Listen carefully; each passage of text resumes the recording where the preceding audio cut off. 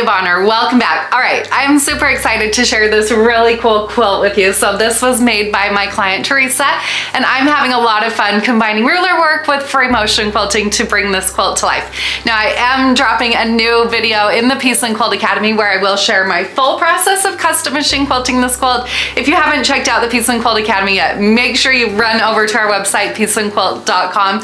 Basically, it's like hanging out with me in the studio as I custom machine quilt. I share the real behind the scenes, what it's like as I'm custom machine quilting, the good, the bad, and lots of tips and tricks. So right now we have over 150 videos in there. When you join, you get access to all of those videos. Plus we add 2 new ones every single month. Anyways, back to the quilting. So today I'm going to be using my 4-in-1 machine quilting ruler. I'm going to be quilting here on my Gamble 22-inch machine, and I'm going to be showing you how I use free motion quilting and the rulers to bring this really fun block to life.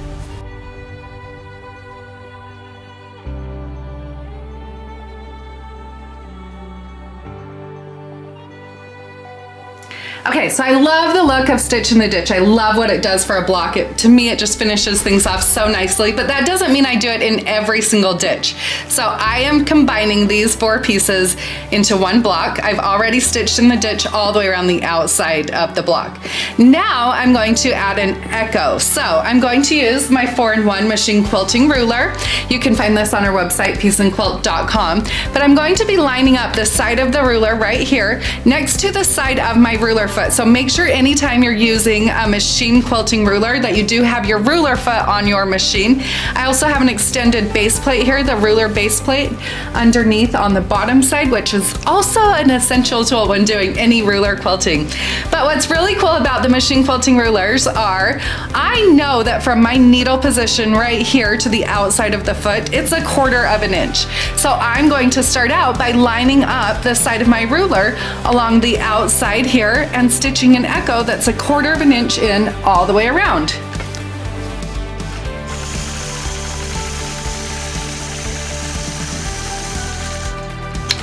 Whenever I stop, I like to stop with my needle in the down position. That way I can readjust my ruler, and also if I need to walk away, stop, talk, whatever I need to do, I can do that.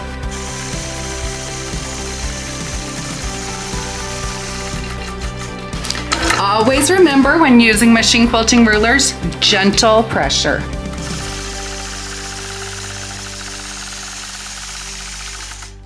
Okay, so another cool thing about machine quilting rulers and using your ruler foot, I know that this back side of the ruler foot over here is again 1/4 of an inch away from my needle. So I'm going to line up that back side of the foot with this line right here, and I like to hold my ruler in the most comfortable position possible. So I'll hold it here, I'm lining it up here, so it's 1/4 of an inch away from where I want my thread to intersect, but I'm also going to be watching the side over here, and then I can hold the ruler in a comfortable position.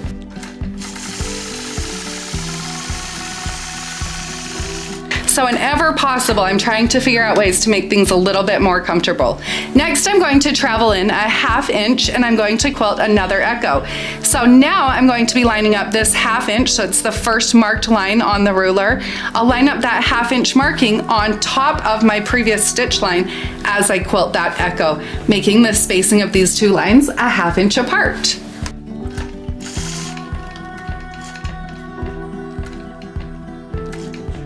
You'll see how I can kind of take a couple of stitches, just figuring out exactly where I want that to be. And again, stop with my needle in the down position.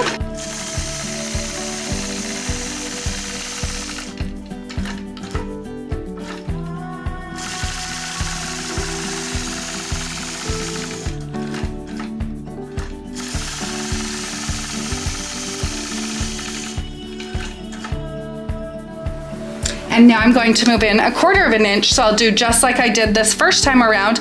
I'll move in 1/4 of an inch so the side of the foot is next to the stitch line now.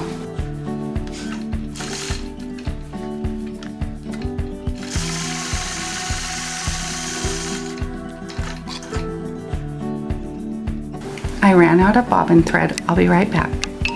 Okay, I'm back. Now I'll finish off that echo.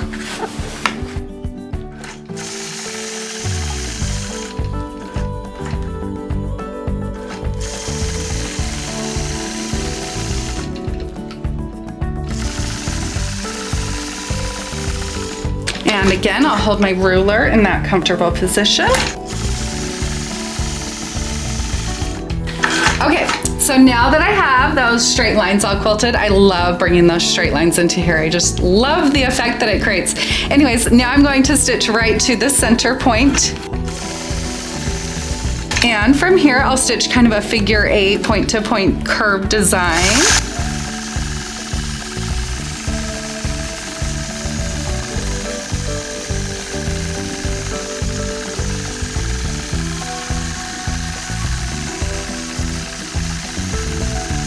And I know I love heavy quilting, but I kind of like this look a little bit more simple, but I am going to add to it just a little bit more.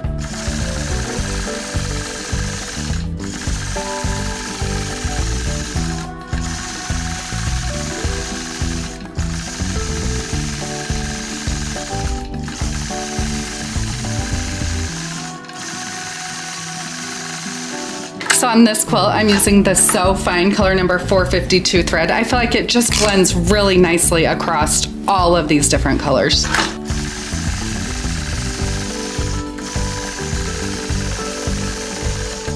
Okay, I've got that block complete. Now I'll travel across my ditch to move on to the next block.